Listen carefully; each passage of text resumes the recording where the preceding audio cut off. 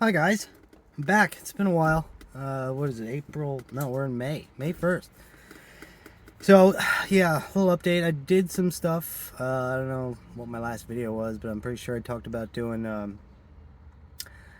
I always had the anti-lag. I wanted to do no lift shift and boost by mile per hour, and I did it. I got it done. I have. It's all set up. Um, it's it's working. It's working pretty good. You gotta do some tweaking, some adjusting, but right off the bat, as soon as I got it going, got it working, I tried a 60 to 130, and first try I beat my personal best. And with the street tires on, before my personal best was with the the drag slicks, the Mickey Thompson ET Street Pros. And these are just 18-inch. They're ET Street R's, but they're 18-inch and 18-inch wheels. So the drag tires work better. Long story short. So yeah, real quick, what I did for the no lift shift was hold on, let me turn you guys around here. All right, what I have here. This is my two-step button. And you hold that button, and it holds a two-step. It bounces off the rev limiter. You let go of the button, you take off. So basically, what I did was I incorporated this button with a button on my clutch pedal. So now when I push the clutch all the way in, it activates the two-step. But it'll only activate at the RPM that I have it set at. So for instance, 3,600 RPM is what I have it set at right now. So I have that set up, and I can change the RPM. I have it just pulling 15 degrees across the board at 3,600 RPM. I may do like another table. If I do a different table, like a 2D table, I could do RPM and throttle position. So because what happens is if you tickle that 3,600 RPM threshold when you're driving normal for whatever reason, it'll activate the two-step when you hit the clutch pedal. So it'll backfire a little bit. It's not a big deal, but it's something I could do and change, or I could put it like on a toggle switch so the no lift shift is on or off with the flick of a switch. So I might revisit that. So I got that working. It just pulls 15 degrees when you hit the clutch, and it allows you to hold the clutch down to the floor and ram the gears. And so the next thing I wanted to do was the boost by mile per hour. And what I did for that was they sell an adapter, a converter, basically, because what the issue is, the transmission has an electronic speedometer, but the Holley can't read it because it's a different type of signal. So you need a converter. They sell them, I think they're like 120 bucks, 160 bucks or whatever.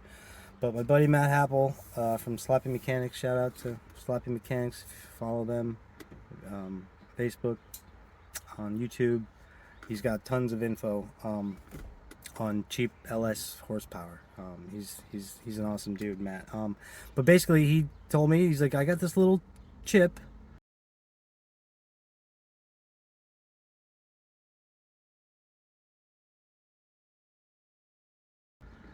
And it does the same thing, and it was like 24 bucks or something. And he needed a set of tires, so I gave him a set of tires. He gave me the chip.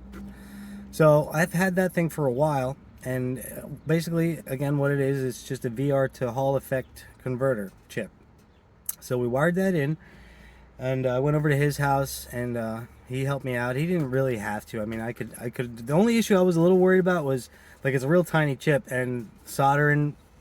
He had to solder some wires onto that. I was a little nervous about doing it. He's like, bring it over, I'll solder it up. Bring it over for him to solder it up. He ended up wiring it for me too. I mean, I could have done all that, but I appreciate it, Matt. You're the man. Thank you. And so yeah, we got that wired in, and yeah, it took some configuring in the Holley, but long story short, now I have a mile per hour signal in my Holley. Now, what that allows you to do is, now that you have that mile per hour parameter, you can do all sorts of fun stuff, like incorporate it with the boost controller. So given a certain mile per hour, you can command your boost controller to give you a certain amount of boost, and you can vary that on a table. So I have the ability to you know, with mile per hour ranges, let's say. So I figured out what my first gear is, like how many mile per hour I can get out of first gear, second gear, third gear, and then we created a table, just a rough table, to limit the boost in between those ranges. So first gear I could limit, you know, let's say first gear gives me 60 miles an hour, I could limit boost up to 60 to 5 pounds, and then from 60 to 100 miles an hour, 10 pounds, 15 pounds, you know what I mean? So that's what I did. And again, it's going to take some finagling, but yeah, I got it working pretty good.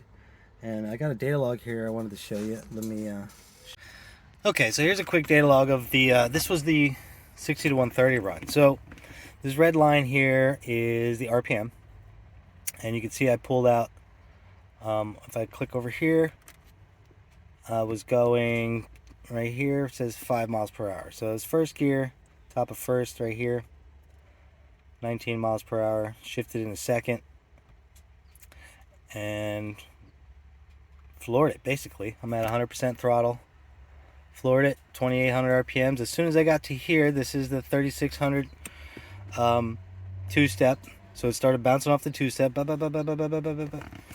and then I let go of the button, and RPM starts going up, 4,000. So you can see it was only 3 pounds of boost when I started. So it was bouncing off the rev limiter, two-stepping, 3 pounds of boost to start.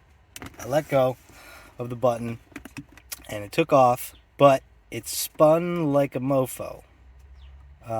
See, this is where traction control would come in, because it's showing 74 miles an hour, but that's what my, you know, what the wheels were doing. It doesn't necessarily mean I was going that fast, you know, that was wheel spin. As you can see here, it starts jumping around. I was bouncing off the rev limiter, spinning, and then you should see the timing drop. Where's the timing? 25 degrees when I clutch in.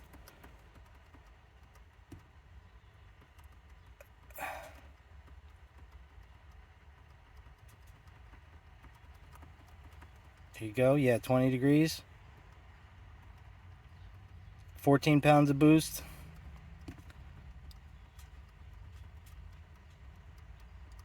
And then we hit, this is third. Well, no, this is top of third. 18 pounds of boost. That's when you get it to boogie, you know? So, yeah, it's working great. It's doing what it's supposed to. Yeah, it's just going to take some tweaking, like, you know, because it blew the tires off there. And if I could get it to go without, you know, blowing the tires off. So yeah, it's going to take some finagling. I got, you know, I got this table set up, but you know, there's some tweaking that needs to be done to figure out what's best. And you know, it's tricky because it's going to change with weather, what tires I have on, you know, stuff like that. It's, you know, it's kind of tricky. But I wanted to show you the table. Hold on a sec. Okay, let's go to my outputs over here, and we'll go to the boost control. We configure it, and pulse width modulation. All right, this is basically just a basic table that, you know, Matt set up for me just to get it going, and I can tweak all this. But the way the boost controller works, it's off duty cycle, and that's what these numbers are all here. This is duty cycle of the boost controller. So, you know, 58% duty cycle is full boogie, full boost. So I have it set, so basically once I hit 120 miles an hour, it's going to give it all the sauce, and I'll be in fourth gear. See, this is throttle position over here, and this is speed, mile per hour. So he kind of set this table up because you could just have this just go straight across, and it is what it is. You know what I mean? Like, so it'll be 75 miles an hour and 50% duty cycle, and you could play with that. But the issue he said you run into is, like, if you spin like I did in that last data log, once you get back into it, it goes right back to where you were and throws all the boost at it. So with this, it kind of feathers it back in, like, you know what I mean? You know, so to try to give the tires half a chance to grip, so it's not throwing all the boost at it right away when you pedal it. But again, this all takes some finagling and playing with to get it to where it's right. But yeah. So yeah, anti-lag, boost by gear, no lift shift. It's definitely helping. Again, I got my personal best with the street tires. You know, I didn't even put the drag tires on yet. So there's no doubt in my mind it's gonna get better. I do got some videos for you, so I'll show you some of those, some of the pulls I did. There's even a drag gear video or two in there. And yeah, hope you guys enjoy.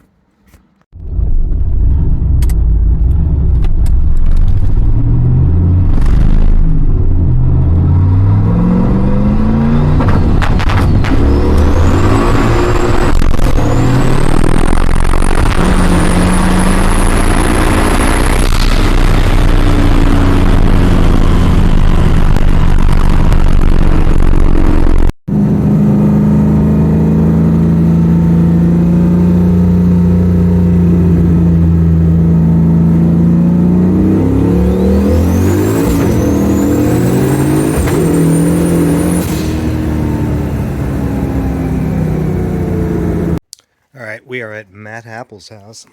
He's going to help me out with the that little chip VR to Hall effect converter. Look at this thing. They're mirror image turbos. So the scrolls spin. This turbo is going to spin one way, that one's going to spin the other way. No benefit, I don't think, besides aesthetically pleasing, but this thing is nuts, man.